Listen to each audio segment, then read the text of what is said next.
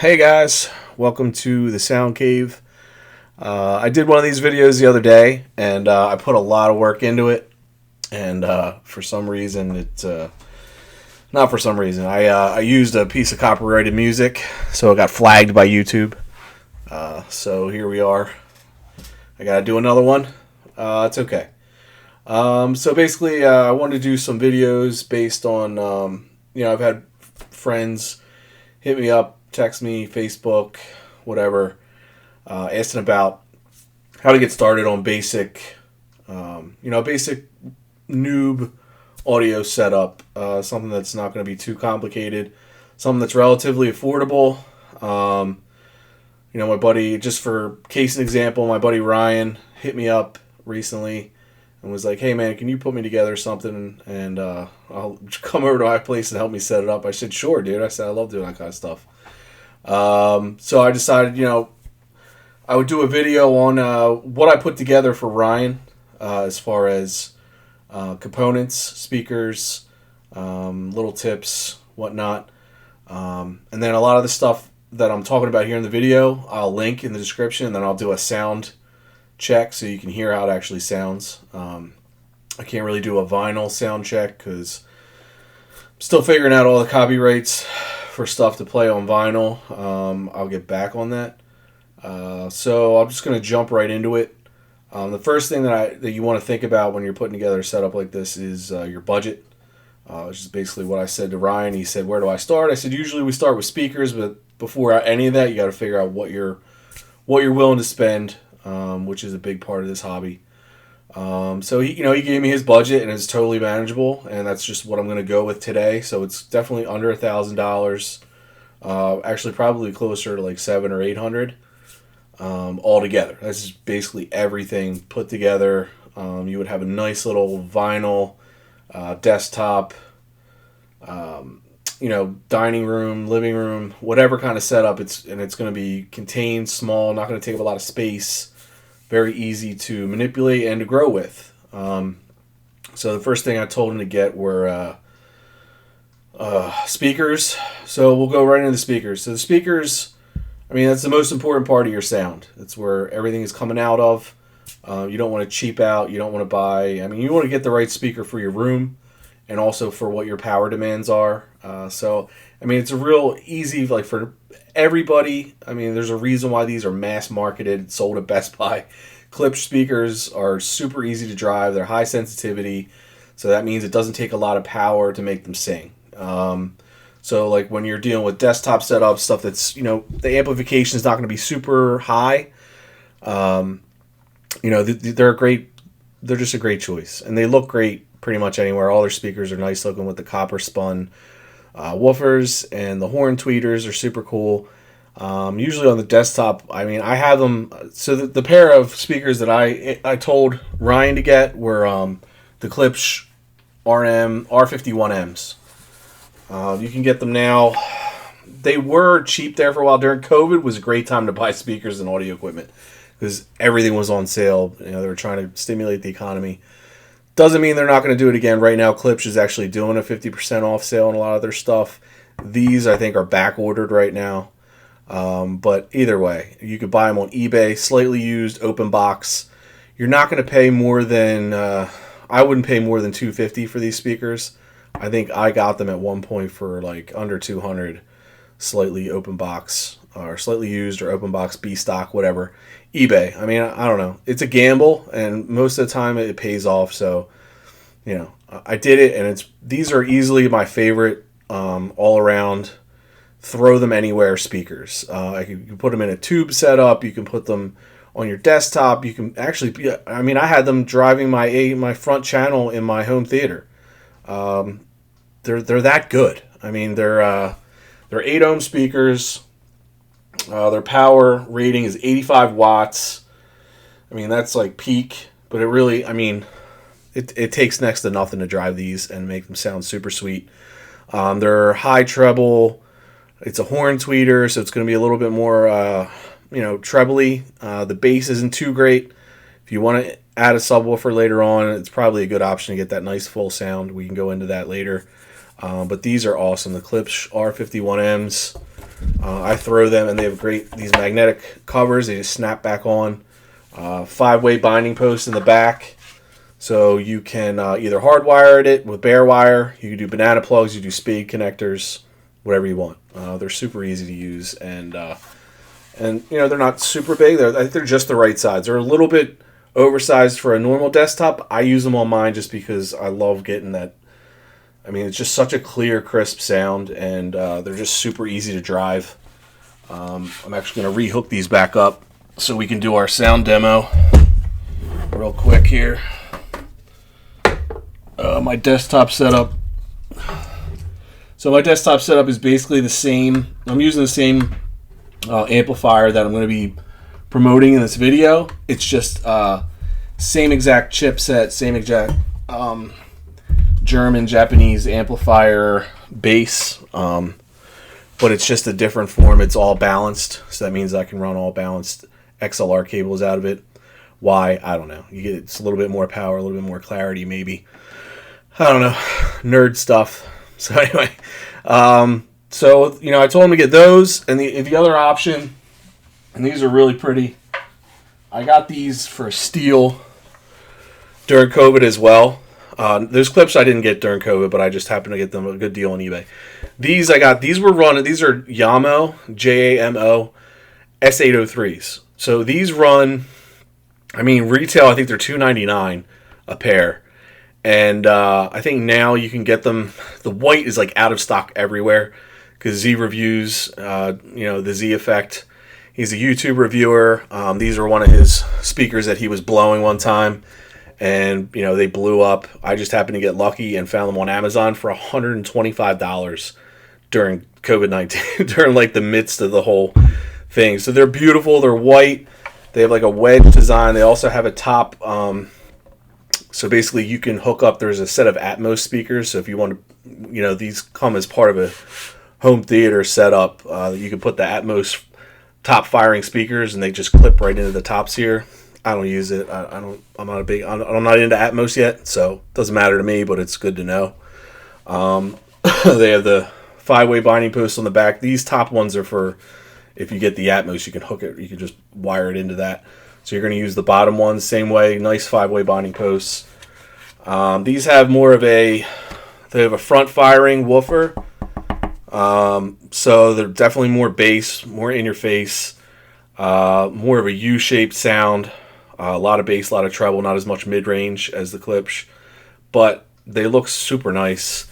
And they have these beautiful linen magnetic covers, this gray linen. So in the right setup, these look really, really sweet. I had these with a set of white desktop stands that are like at an angle that I bought just for these. Are like stainless steel. I still use them on my desk for my other ones, but these ones look great, sound great. Actually, Jamo is now owned by Klipsch, so similar build quality. These are actually more of a substantial speaker. They're a little bit bigger. They might put out a little bit more.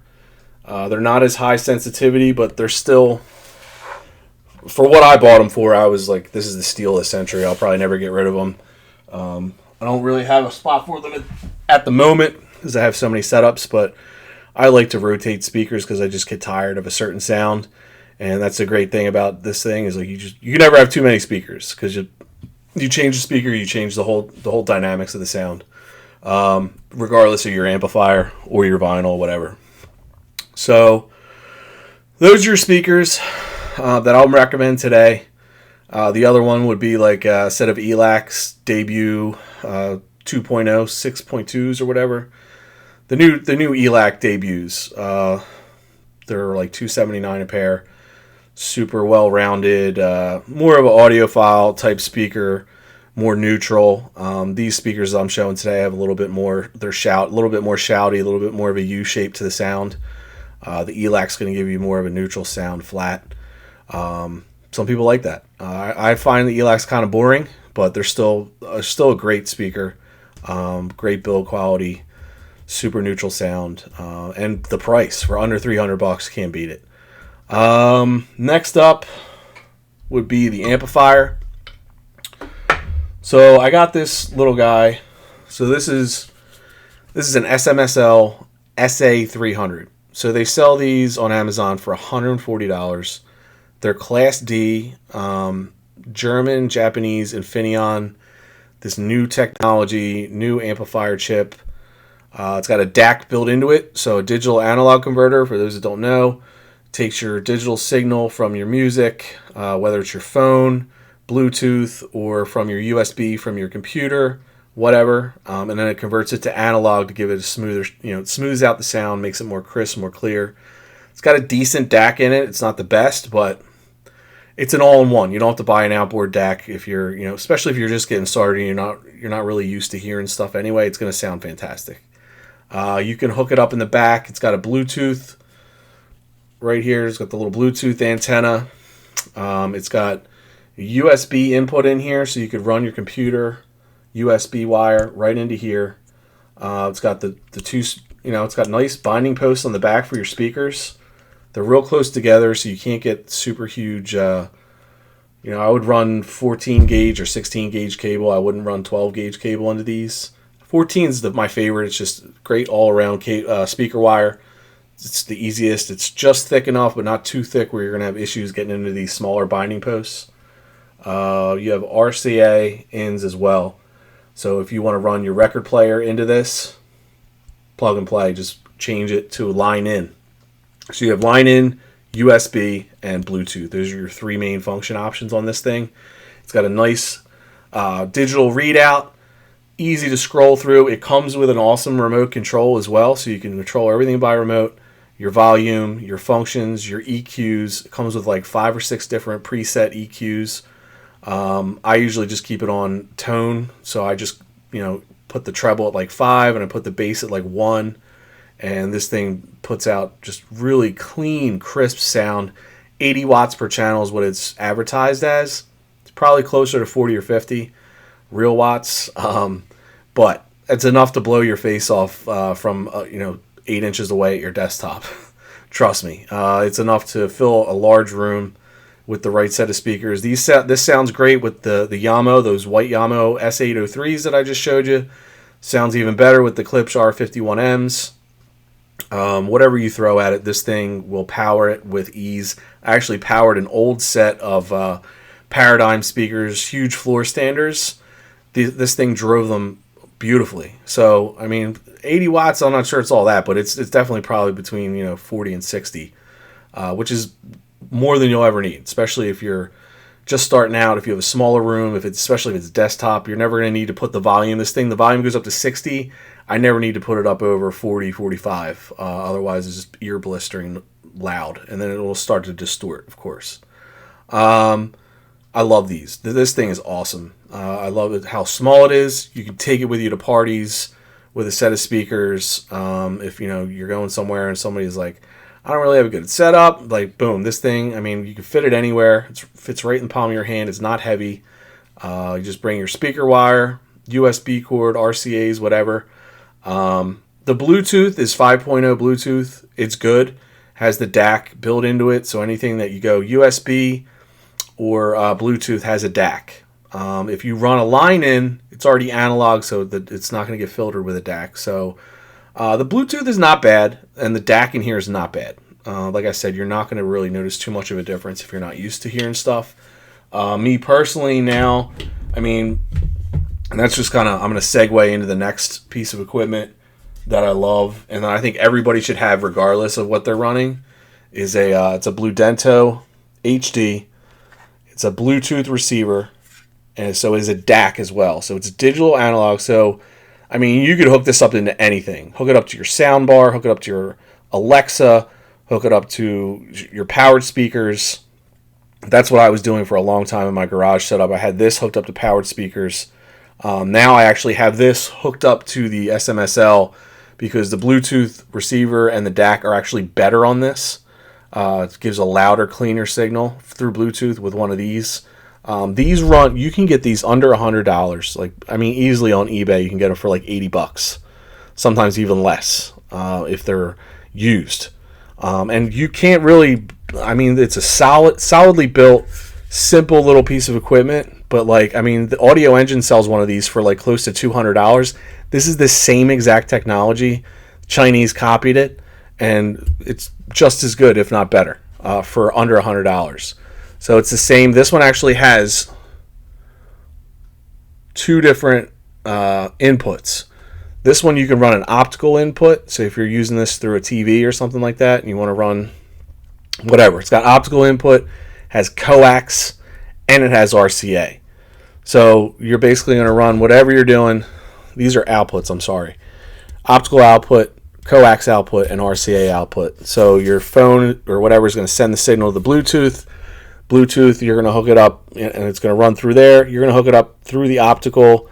A coax, a lot of people don't have coax anymore. Not as popular in America, and then most people are just going to use the RCA outs because it's going to carry your analog signal to whatever you're plugging it into. Powered speakers, one of your little amplifiers. These are great for vintage amplifiers because vintage amplifiers, it's hard to stream music to a vintage amplifier. So these take that signal, run it into the aux in the back of a vintage amplifier, like the one I got like way behind me, my old Pioneer. I was running these into that. I actually use this upstairs on my Emotiva because my Emotiva preamp integrated amplifier, my TA100, you had to buy like a separate Bluetooth dongle for it, and I just use this. When I actually used an Auris Bloom HD, it's another one that really is really well. They're like $120 or a little bit nicer looking. Their aptX, their Bluetooth might be a little bit. They might have more range. $120. These are about $80. I have these all over the place. I have 3 of them. I have one of these. I have an Auris Bloom HD, and then I have a Bludento, just a regular. This is like the top of the line HD Bludento, and then I have a cheaper one that I got for like $50 or $60 that I use upstairs on my vintage stereo in my bedroom setup. They're awesome. I mean, just the signal, the sound. Like, Bluetooth doesn't have to suck anymore. Like, people complain about how Bluetooth is choppy and it sounds like shit. It does. I mean, some of the stuff that they're coming out with now, Bluetooth actually, it's never going to compete with direct line signal like analog or anything, or CDs or FLAC files. But for most, 98% of the people are never going to notice the difference. But for the 2% that really want to hear the best sound, these things are awesome, and they're super easy to use. They pair with your phone. They pair with whatever, super quick. You can only pair one phone or one device at a time with these, though. That's the only problem. With the SMSL's Bluetooth, this little amplifier I just showed you, I think you could pair as many devices as this at once, and then once you can clear them really easily. It tells you how to do everything in the instructions. So we got down Bluetooth, we got down the amplifier. So Ryan, my buddy, was like, I want to be able to do all that stuff and still be able to have vinyl as well. I mean, it was the main driving force, but I wanted to give him something that he could do everything with. So that's why I recommended that amp, that Bluetooth receiver. There's a little extra I threw in there. The speakers, both of those, he's probably going to get the Klipsch. And the next thing I had up was the record player. So the turntable, Fluence RT84 or RT85. They're two of their top of the line models. It's a Canadian company. Beautiful turntables. It's behind me. Can't really see it from here, and I have my phone set up on a stand and everything and hooked up to my microphone. Otherwise, I would drag it over there and show you how beautiful it is. Just recently got it. I mean, the needle alone is worth like half the price of the turntable. The turntable, the RT84 runs like $450, and then this one's $500. I mean, you're paying. I mean, for that $50 upgrade to the RT85, you're getting a 3-pound solid acrylic platter, which is gorgeous, and it just deadens the sound beautifully. Super easy to set up, takes 5 minutes, and you're running your records. Beautiful S-shaped tone arm, Ortofon 2M blue cartridge. Just the sound quality is through the roof, right out of the box. I mean, it's still breaking. The needle's still actually breaking in for me right now, but for right now, I have it hooked up to my tube amp setup. I love it. Fluence, cool company. Another good company to check out, Orbit. Their U-turn turntables. Any of theirs. I mean, they start at $180, for the bare bones ones. But you can get them. What's cool about the Orbits is you can get them in a lot of different colors. They get a little pricey because they kind of hit you with every time you add something. So you can customize your table from scratch. Orbit is an American company based in Massachusetts, Boston. They build everything here. They source most of their stuff here. So if that's important to you, cool company. I've heard a lot of good stuff. I've never owned an Orbit turntable yet. I just like the look of the Fluences better. They're a little bit more higher end looking. And the cartridge, I mean, to throw in that Ortofon 2M Blue, which is a $200 something cartridge, in with that table, I mean, it's like half the cost of the table. So it's like how they've got to be losing money on these tables unless it's just sheer volume, which is what's making them money. So the Orbits are good. Fluence, Audio-Technica, been around forever. Solid turntables. The LP120 is a good go-to. I mean, it looks like a DJ turntable, but you throw the right cartridge on it, you're going to get just as good quality. It's all in the needle and the tone arm. They're big, they're heavy, they're solid, they last forever. Are they audiophile quality? No, most people new to this are not going to be able to tell the difference. I would just skip the 60 and get the 120. And then they get even pricier with the LP3s, LP4, LP5, LP7s. They're the more audiophile type tables from Audio-Technica. I actually have an LP40WN upstairs that I bought very early in this hobby. I was about $300. Guitar Center. I just got on a finance plan for a couple months and whatever. It's $300 turntable. I adjusted the cartridges on it. It sounds almost as good as this Fluence, which is a little bit more pricey. And it looks almost as nice. Sound wise, it's a lighter table, has some more wow and flutter as far as like rumble and stuff like that. It's a little bit more susceptible to vibration and stuff. But still, I mean, for just getting into this thing, I definitely recommend it. That's the Audio-Technica LP40WN. Guitar Center sells them. You can go and pick them up right now. Other than, I don't think you get them on Amazon right now. eBay maybe, or Audio-Technica direct. Audio-Technica is good. Orbit, Fluence, and I'm trying to think of another good entry-level turntable. Those are the ones I would stick with. They're going to last you forever.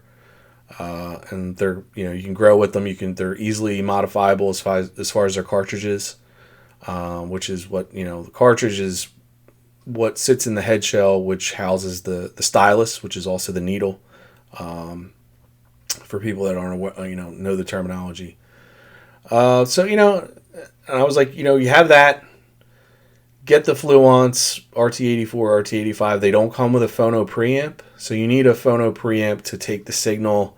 The phono signal is very small and quiet, and then you have to amplify it in a certain way. So that's what a phono preamp does. So phono, you just think phono, and that means record or turntable or vinyl. Phono cartridge, phono preamps, you can get them from lots of companies. There's lots of them out there. They run super cheap to really expensive. I would get most people start out with the Art DJ2 Pre.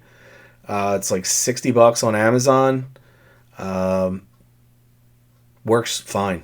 I liked it. I have had an Emotiva XPS1 that I got used on Amazon. Normally they run like $200. I think I got it for like $85 used on from an Amazon seller, believe it or not. It's an awesome solid state. Just bare bones, does the job. It's not going to knock you out of the park, but most people, it's just going to amplify that sound way better than a built-in amplifier that they put in some of these turntables. And most of the phono sections on a lot of your amplifiers and receivers nowadays, they don't put a lot of money into developing a good phono stage for the, in the back of the receivers. A lot of them will have that where you can hook up your turntable to them. anymore. I think anything in the last 15, 20 years is, I think they sound like shit, to be honest. I think it's worth to spend the actual $100 or $200 on a good external phono preamp. So, the Art DJ2 Pre, Emotiva XPS1, and I'll link all these at the end of the video, make it easier for you, make more work for myself, but because it is tedious. The next thing, so I told Ryan, this is what I recommended. I said, listen, dude, I said, just get one of these. They're $70 on Amazon. You get a couple, you upgrade the tubes in them. So it's a tube phono preamp, super cool looking. When you turn it on, they light up this cool blue color. So basically this takes the signal, amplifies it, gives it a little tube buffer, gives it a warm sound. Once you hear the sound of these, then you understand a little bit better. It's hard to explain. It's just things are a little bit more rounded off, deeper bass, just a warm, tubey, mellow sound. But they'll sound. It's a buffer. It's a hybrid, so it's not full tube. It's got an electronic chip and just a tube buffer. Upgrade the tubes on this. They come with Chinese tubes that suck. These tubes I got from Riverstone Audio. They're 5654s. When you buy this, you could literally see, like when you scroll down, it'll say other items bought with this normally, when you on Amazon. These tubes are right there. Riverstone Audio sells them for like $25. So just buy this, buy the upgraded tubes. You can upgrade the power supply. It comes with a 12 volt. I think it's like a half or 1 amp. I upgraded it to a 12 volt 3 amp. Definitely made a difference. The power supply, get a little bit more juice running through it. They just sell you these, they have cookie cutter 12 volt wall warts that they run with these things. Just get a better power supply if you want. You don't have to. I'm just nuts, and I did. but definitely upgrade the tubes. So for under $100, this is all you're going to need for a phono preamp, especially to start out. And it also, on the front, if you can see it, there's actually an RCA out. So it's actually a 3.5 millimeter headphone jack. So you could run another source into this and use this as a preamp. So it's a phono preamp, and then it's a stereo preamp as well. I use it. I actually run when I want to listen to music streaming, I have a digital analog player, a little FiiO M6, that I will plug into it has an RCA splitter into a 3.5 millimeter headphone jack. Run it into this. This actually has a gain control too, so you can turn the volume up or down like 3 different levels, which is great. But I can run that into this and then run it from the RCAs into my tube amp, straight to my tube amp. And I also I just keep this plugged into my tube amp all the time because it does both. I can stream music through it, and I can run my my vinyl record player into it. So it's got the phono hookups here, and it has a ground cable hookup here. Bang for buck, this thing is great. This is one of my favorite purchases that I've done in the past year as far as audiophile stuff. I love it. Can't recommend it more. Fozzy Audio Phono Tube Preamp on Amazon. All this stuff, you're just going to need speaker wire. Like I said, 14 gauge, oxygen-free copper speaker wire, whatever. Buy 100 feet of it for like 20-something bucks, and then buy yourself a nice set of Media Bridge or Monster banana plugs. And if you don't know how to hook up speaker wire or put together those kind of things, hit me up, text me, whatever. I'm not going to get into it in this video.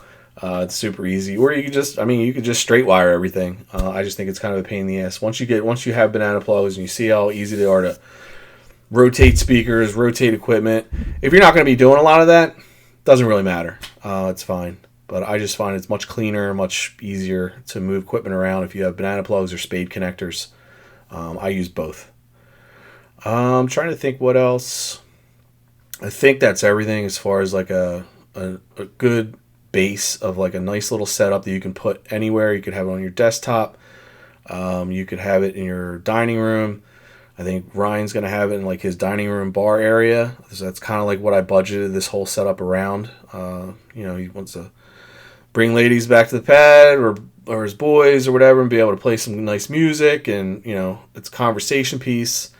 The Fluence, turntable is definitely it's a looker. It's definitely gonna get attention. So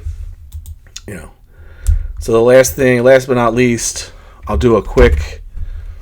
My computer logged me out. I'll do a quick sound demo that won't get me copyright infringement, because I figured out that you could. YouTube has, their own set of Muzak titles that you can pick and play them without getting nailed, because it's crazy nowadays with the copyright laws and how good they are at detecting these stuff in videos like right away. I played like 3 seconds of a Khruangbin song, and it was like literally like, yeah, can't do that. So what we have here is it's like a little jazz number. It's called Peacefully by Ease Jimmy Jams.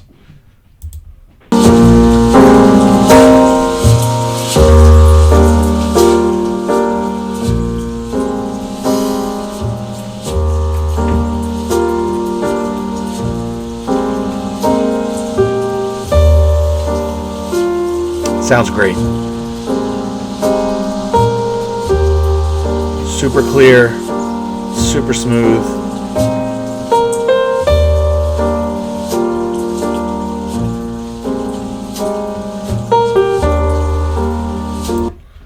And then if we wanted, we could throw on something.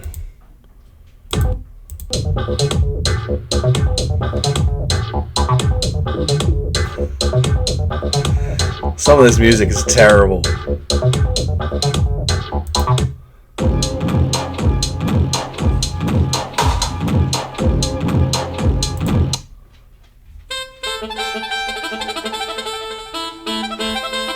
These remind me of like the music choices that you get in like video games, like when you're playing like EA Sports.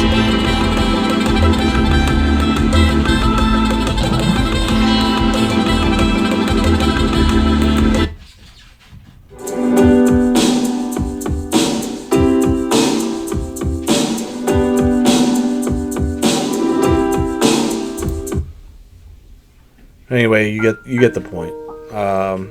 It's a great setup. It's gonna sound fantastic anywhere you put it.